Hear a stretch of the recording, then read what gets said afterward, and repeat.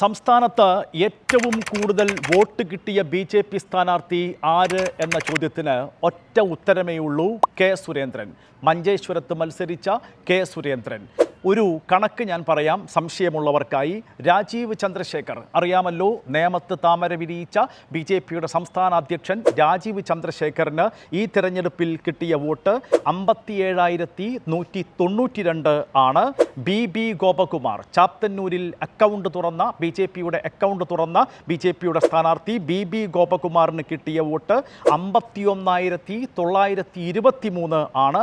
V Muraleedharan ബി.ജെ.പിക്ക് കിട്ടിയ മൂന്നാമത്തെ seat, ബി.ജെ.പിയുടെ മൂന്നാമത്തെ വിജയി വി മുരളീധരന് കിട്ടിയ വോട്ട് 46,564 ആണ്.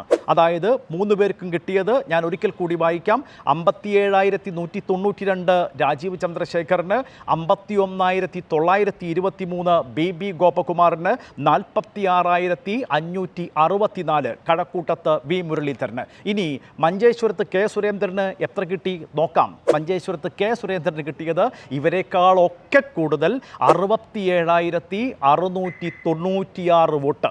ഒരിക്കൽ കൂടി പറയാം, 67,696 വോട്ട്. ഇപ്പോൾ ഡൗട്ട് ക്ലിയർ ആയല്ലോ. സംസ്ഥാനത്ത് ഏറ്റവും കൂടുതൽ വോട്ട് കിട്ടിയ ബി.ജെ.പി. സ്ഥാനാർത്ഥി ആര് എന്ന ചോദ്യത്തിന് ഞാൻ ആവർത്തിക്കുന്നു, ഒറ്റ ഉത്തരമേ ഉള്ളൂ: അത് കെ സുരേന്ദ്രൻ എന്നാണ്. എന്നിട്ടും കെ സുരേന്ദ്രൻ എന്തുകൊണ്ട് തോറ്റു? അതിനും ഒറ്റ ഉത്തരമേ ഉള്ളൂ: മഞ്ചേശ്വരത്ത് CPM വോട്ട് മറിച്ചു കുത്തി കെ സുരേന്ദ്രനെ തോൽപ്പിച്ചു. അക്കാര്യത്തിലും സംശയമുള്ളവർക്കായി ഇനി മറ്റൊരു കണക്ക് പറയാം. പറയാൻ പോകുന്ന കണക്ക് CPMന് വിവിധ നിയമസഭാ തിരഞ്ഞെടുപ്പുകളിൽ കിട്ടിയ വോട്ടിൻ്റെ കണക്കാണ്. 2016 മുതൽക്ക് നമുക്ക് തുടങ്ങാം. 2016 CPMന് മഞ്ചേശ്വരം മണ്ഡലത്തിൽ കിട്ടിയ വോട്ട് 42,565. 4-2-5-6-5. ഇനി 2021 നിയമസഭാ തെരഞ്ഞെടുപ്പിലേക്ക് വന്നാൽ 2021 മഞ്ചേശ്വരത്ത് CPIMന് കിട്ടിയത് 40,639 വോട്ട്. 4-0-6-3-9. ഇനി ഇപ്പോൾ കഴിഞ്ഞ 2026 നിയമസഭാ തെരഞ്ഞെടുപ്പിലേക്ക് വന്നാൽ CPMന് കിട്ടിയ വോട്ട് എത്രയാണെന്നോ? വെറും 21,212 വോട്ട്. 2-1-2-1-2. വെറും സിമ്പിൾ. അപ്പോൾ ഞാൻ പറയാം, 2016 കിട്ടിയ 42,565 താരതമ്യപ്പെടുത്തുമ്പോൾ CPMൻ്റെ വോട്ടിൽ കുറഞ്ഞത് വർധനയല്ല, വർദ്ധിക്കേണ്ടതാണ് സ്വാഭാവികമായും. ഒരു 10,000 വോട്ടിൻ്റെയോ അല്ലെങ്കിൽ 20,000 വോട്ടിൻ്റെയോ ഒക്കെ വർധന ഉണ്ടാകേണ്ടതാണ് സ്വാഭാവികമായും. കാരണം പുതിയ വോട്ടർമാർ വന്നു ചേരുമല്ലോ. ഇവിടെ വർധനയുണ്ടായില്ല. പകരം 21,353 വോട്ടിൻ്റെ കുറവ്.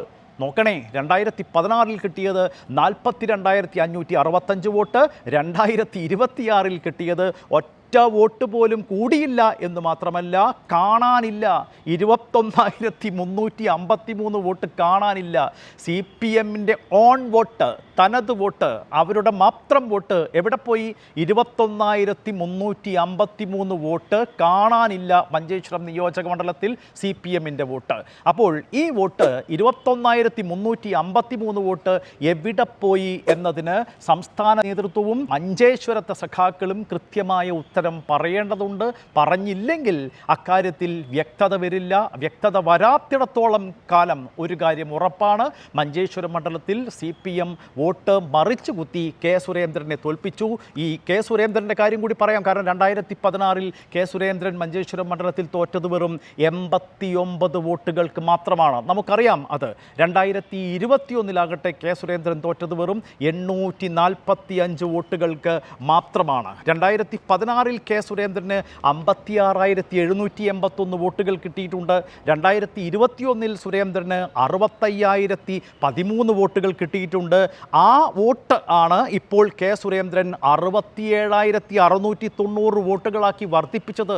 എന്തൊരു വർധനയാണ് കെ സുരേന്ദ്രന് മാത്രം കിട്ടുന്ന, ബി.ജെ.പിക്ക് മാത്രം കിട്ടുന്ന വോട്ടുകളിൽ ഉണ്ടാക്കിയത്.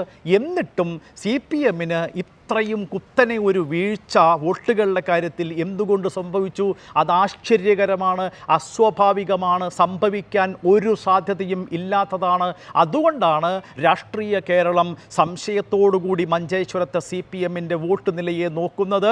42,565 വോട്ട് എന്നത് 21,353 വോട്ടായി കുത്തിയതിന് പിന്നിലെ മാജിക് എന്ത്? CPM ഉത്തരം പറയേണ്ടതുണ്ട്. CPM-ൻ്റെ സംസ്ഥാന നേതൃത്വവും കാസർകോട്ടെ CPM-ൻ്റെ ജില്ലാ നേതൃത്വവും മഞ്ചേശ്വരത്തെ പ്രാദേശിക CPM നേതൃത്വവും ഉത്തരം വ്യക്തമാക്കേണ്ടതുണ്ട്.